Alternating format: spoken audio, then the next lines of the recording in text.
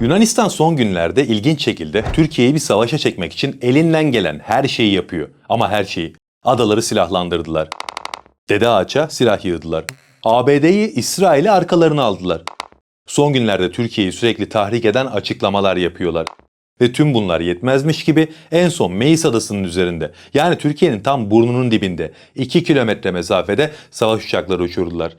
Türkiye'nin listesi o uçakları savaş uçağı bile kaldırmadan vurabileceğini hepimiz biliyoruz, değil mi? Yunanistan bunu biliyor mu? Elbette biliyor. Peki o zaman Yunanistan ne yapmaya çalışıyor? Nasıl oluyor da Türkiye'yi bir savaşa çekmeye çalışacak kadar pervasız olabiliyor? Daha da önemlisi, Türkiye neden gereken cevabı vermiyor? Yani aslında bütün konuyu cevabıyla özetleyecek olan soru şu: sizi evire çevire dövebilecek güçte bir adama durup dururken neden sataşırsınız ki? Bugün konuşacak çok şey var. O yüzden uzatmadan hızlıca başlayalım.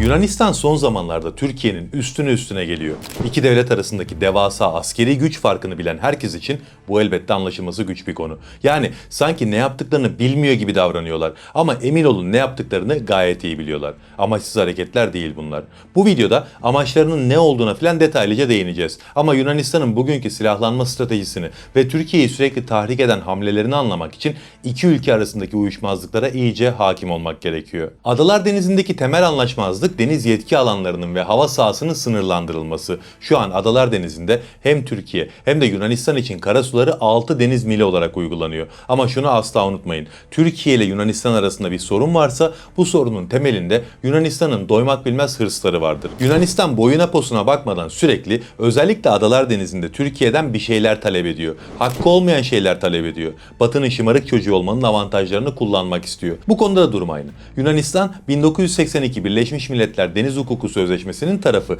ve bu sözleşmeye göre kendi karasularını 12 deniz miline çıkarma hakkına sahip olduğunu iddia ediyor. 12 mil ne demek? 12 mil Türkiye'nin artık açık denizlere ulaşamaması demek. Yani Türk donanması böyle bir karardan sonra kendi kıyılarımıza hapsolacak. Çünkü eğer Yunanistan karasularını 12 mile çıkarırsa Adalar Denizi'nin yaklaşık %70'i Yunan egemenliğine giriyor. Bakın şu anki manzara bu. Bu bile bence kabul edilebilir değil aslında ama eğer 12 mil olursa manzara buna dönecek. Ve dediğim gibi tablo böyle olduğunda Türkiye'nin açık denizlere ulaşması imkansız hale gelir ki zaten Türkiye bu 12 mil kararını bir savaş sebebi olarak sayıyor haklı olarak. Yoksa Yunanistan şimdiye kadar 50 kere bu kararı alırdı. Defalarca 12 mil meselesini dile getirdiler ama şimdiye kadar yemedi. Bu sene de çok ciddi şekilde konuşuyorlardı. Hatta Mayıs ayında, yani geçtiğimiz ay, kesin olarak 12 mil kararının çıkarılacağından filan bahsediyorlardı. Ama görünüşe göre yine yememiş. Ama böyle bir karar bir gün çıkar mı derseniz de Yunanistan gerçek anlamda Türkiye ile savaş istediği gün bu karar çıkar diyebilirim.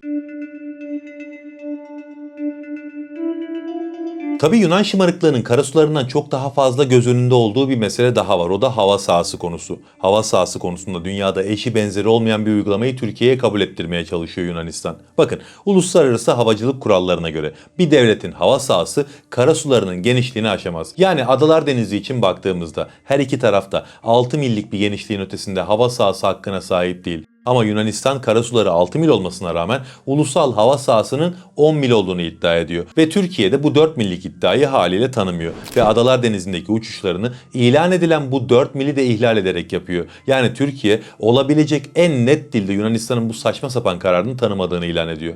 Yunanistan da buralarda yapılan uçuşları dünyaya kendi hava sahasına bir ihlal gibi anlatmaya çalışıyor. Yani bu aradaki 4 mil Yunanistan için diplomatik bir manipülasyon aracı sadece. Bununla da sınırlı değil. Kıta sahanlığı ve münhasır ekonomik bölge sınırlandırmalarında Yunanistan bütün adaların tam etkiye sahip olduğunu iddia ediyor. Yani onların iddialarına bakarsanız Türkiye'nin 2 kilometre açığındaki Meis Adası kıta sahanlığı ve münhasır ekonomik bölge konusunda Türkiye'nin ana karasını ekarte ediyor. Tabi böyle bir şey mümkün mü derseniz elbette değil. Uluslararası hukuka göre bu konularda ana karayla adanın hakları çatıştığında ada hiçbir hakka sahip olmaz. Bütün hak ana karaya aittir. Yani Yunanistan bu konuda da kendi kafasına göre bir hukuk düzeni oluşturma çabası içinde. Tabii ki Türkiye böyle şeylere izin vermiyor. Yoksa Yunanistan'ın bu bölgedeki isteklerini bitirmek, Yunanistan'ı doyurmak gerçekten mümkün değil. Tüm bunların yanında bir de adaların silahlandırılması meselesi var.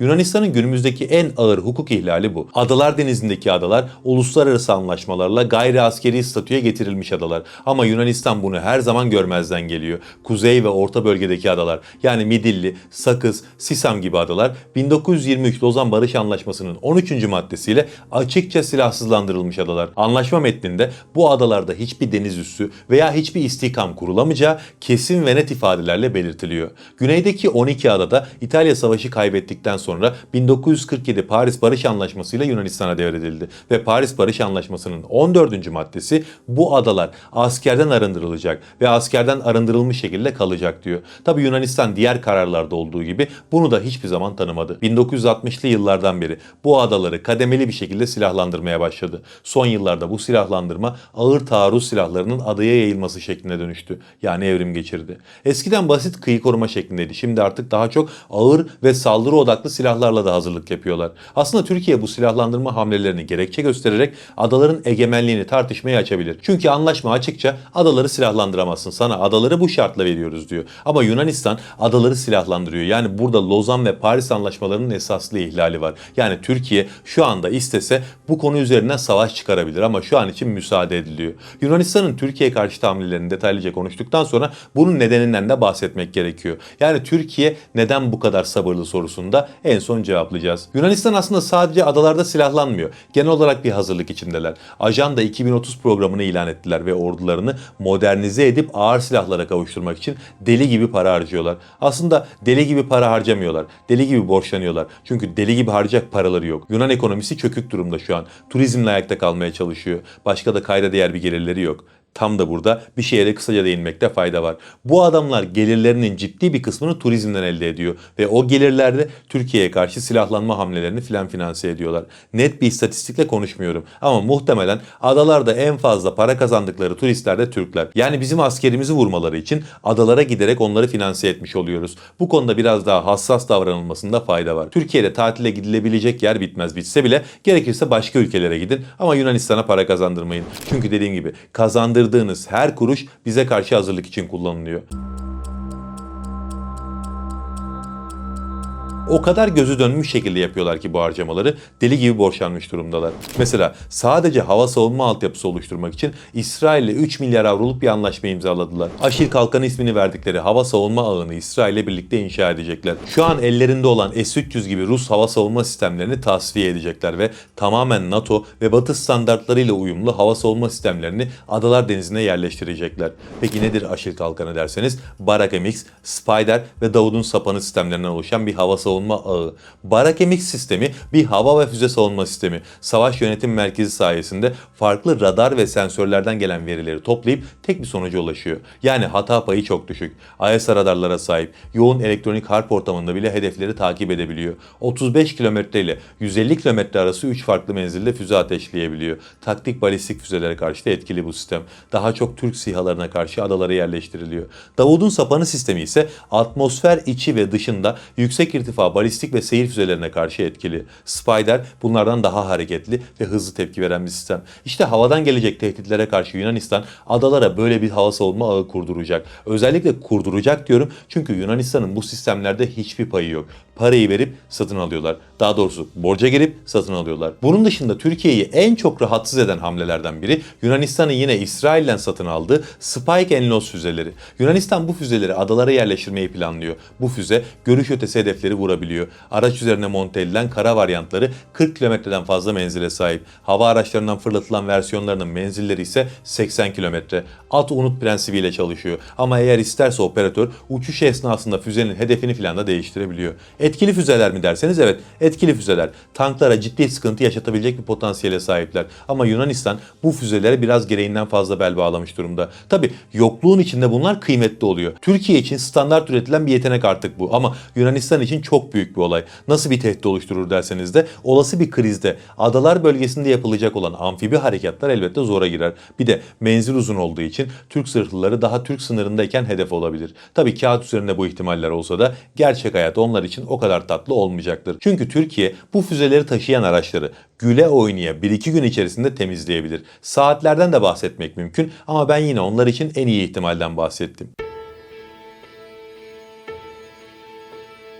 Tabi Yunanistan'ın silahlanma hamleleri bununla da bitmiyor. Yine İsrail'den 750 milyon dolarlık bir sözleşmeyle Pulse çok namlulu roket atar sistemlerini satın aldılar. 36 adet fırlatıcı platform ve 40 kilometre ile 300 kilometre arası menzile sahip farklı türlerde mühimmatlar sipariş ettiler. Elbette Adalar Denizi'ndeki adalarda bu roket atar konuşlandırıldığında Türkiye için tehdit oluşturacaktır. 300 kilometre menzilli füzeleri sadece İzmir'i, Aydın'ı falan değil, Balıkesir'i, Kütahya'yı falan da tehdit ediyor. Ama dediğim gibi zaten barış zamanında Türkiye adaları 7/24 izliyor. Hangi roket atar ya da füze sistemlerinin nerede olduğunu savaş başlamadan önce zaten biliyor olacak. İlk gerginlikte de öncelikle bu sistemler Türk SİHA'ları tarafından imha edilecek. Abarttığımı düşünenler varsa Türkiye'nin Suriye'de birkaç günde kaç tane zırhlı araç, füze sistemi, tank ve hava savunma sistemini imha ettiğini bir araştırsın. Özellikle Yunanistan'ın burada yaşananları detaylıca incelemesinde fayda var. Şu an yaptıkları ve bundan sonra yapacakları her hamle, attıkları her adım saniye saniye izleniyor ve kaydediliyor. Ve bu sayede Suriye'deki senaryonun aynısı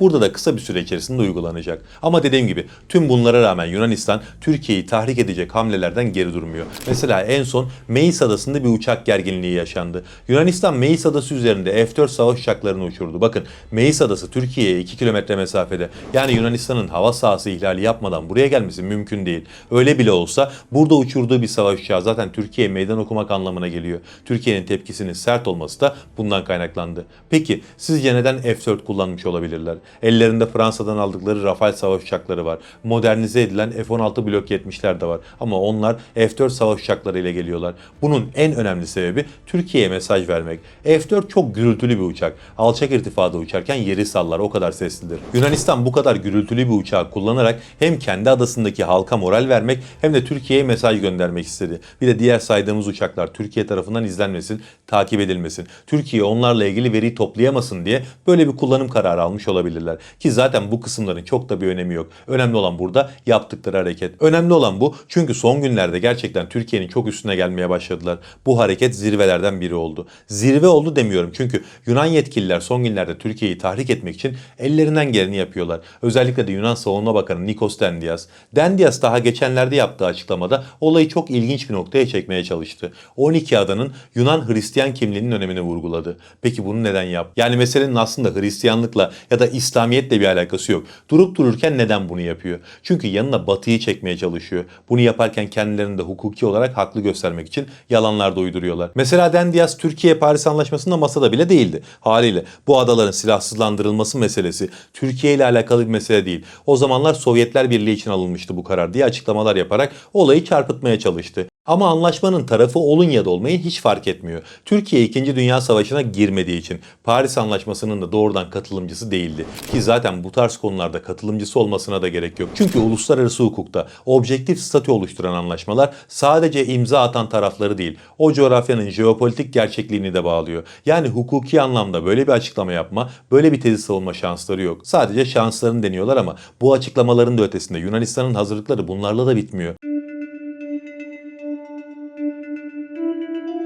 Şu an Yunan ordusu için yerli insansız hava aracı, daha doğrusu kamikaze drone geliştirme amacıyla arka arkaya anlaşmalar imzalıyorlar. Tabi bunların çok önemi yok. Bizden 50 yıldan fazla gerideler bu konuda. Hiçbir zaman da o açığı kapatamazlar. Ama şu önemli diyebiliriz. Yunanistan 2030 yılına kadar 150 bin kişilik tam eğitimli, gönüllü bir yedek kuvvet kuracağını açıkladı. Yani 150 bin kişiyi her an savaşa çağırdıkları anda hazır halde tutmak istiyorlar. Yani Türkiye ile olası bir savaşta Türkiye'nin nüfus anlamındaki avantajını bu şekilde dengelemeye çalışıyorlar. Ama tabii ki iş o kadar da basit değil. Son olarak da Dede Ağaç meselesi var. Son yıllarda Dede Ağaç Limanı'na ABD eşi benzeri görülmemiş bir boyutta askeri yığınak yapmaya başladı. İlk başta NATO tatbikatı için bunları getirdik diye açıklamalar yaptılar. Ama daha sevkiyatların başladığı ilk günlerde meselenin çok farklı olduğu belliydi. Çünkü hiçbir tatbikat için getirilmeyecek büyüklükte sevkiyatlar yapıldı. Zırhlı araçlar, zırhlı muharebe araçları, tanklar, helikopterler ve bunlar yüzlerce, binlerce adetlerde getirildi. Önce tatbikat dendi. Sonra Ukrayna'daki çatışmalar boyunca bu askeri varlığın burada tutulacağı söylendi. Daha sonra Ukrayna'daki çatışmalar biterse buradaki askeri üs kapatılacak ve bütün yığınak geri çekilecek diye iddialar dillendirildi ve ABD tarafı hızlı bir şekilde bu iddiaları yalanladı. Yani buradaki bütün yapılanma belli bir amaca odaklanmış durumda ve eminim ki merkezinde Türkiye var. Yani kısacası Yunanistan her açıdan Türkiye ile savaşa hazırlanıyor gibi görünüyor. Türkiye'yi tahrik etmek için ellerinden geleni yapıyorlar. Peki dertleri savaşmak mı? Esas soru bu. Önümüzdeki tabloya bir bakalım. Bir yanda Türkiye var, bir yanda Yunanistan. Yunanistan Yunanistan tarafı ciddi bir silahlanma sürecine girmiş durumda ama dediğim gibi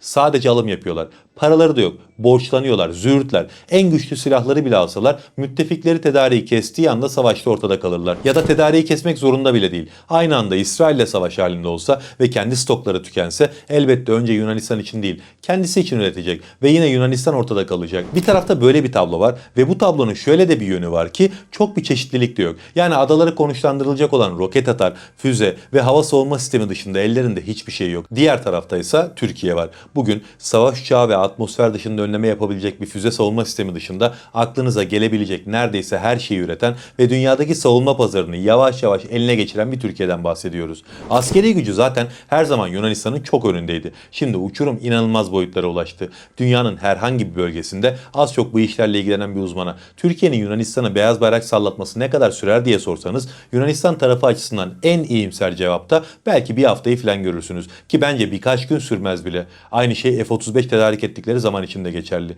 Diyelim ki F-35'leri ABD'den aldılar. 2029'da falan gelecekler muhtemelen. Bir savaş halinde sizce Türkiye bu kadar yakın bir mesafedeki bir düşmanın o uçakları kaldırmasına müsaade eder mi?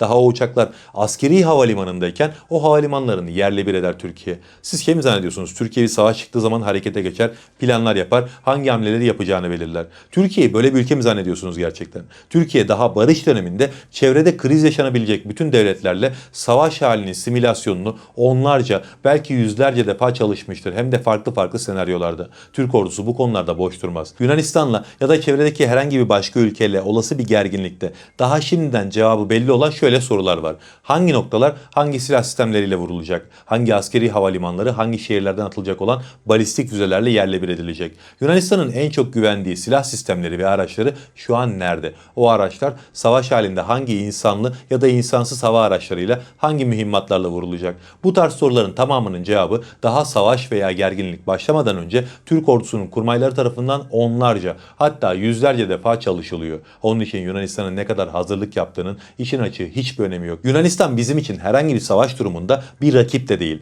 Kendimizi bununla sınırlandırmak da aslında kendimize çok büyük bir hakaret. Bunun sadece biz farkında değiliz. Bunun Yunanistan da farkında. Onu destekleyen ülkelerde. Peki tüm bunlara rağmen Yunanistan neden Türkiye'yi savaşa çekmeye çalışıyor? Burada iki önemli şey var. Birincisi Yunanistan aslında Türkiye'yi savaşa çekmeye çalışmıyor. Yunanistan bir yere göz kırpıyor. Ki ona çok daha detaylı girmeyeceğim. Onu daha sonra çok detaylı şekilde başka bir videoda konuşacağız. Ama kısaca söyleyelim. İsrail'in Altıgen İttifak diye adlandırdığı bir ittifak var. Duymuşsunuzdur. Şu an sözde İran'a karşı 6 ülkenin dahil olduğu bir ittifak oluşturmaya çalışıyorlar. Bu ittifakın içinde Hindistan, Fransa, İsrail, Etiyopya, Yunanistan ve Güney Kıbrıs Rum yönetimi var. Her ne kadar İran'a karşı oluşturuluyor gibi gösterilse de ittifakın esas amacı Türkiye'ye karşı bir araya gelmek. İşte Yunanistan beni bu ittifakta dışlamayın ve unutmayın bana da destek verin demek için bu hamlelerle oraya göz kırpıyor. Ve işin açığı muhtemelen İsrail'in gazına geliyorlar. Ama sonunda Türkiye zamanı geldi dediğinde arkalarında bir İsrail olmayacak. Bunun farkında değiller. İkinci olarak şu an yapmaya çalıştıkları şey Türkiye'nin onları vurmasını sağlamak. Bakın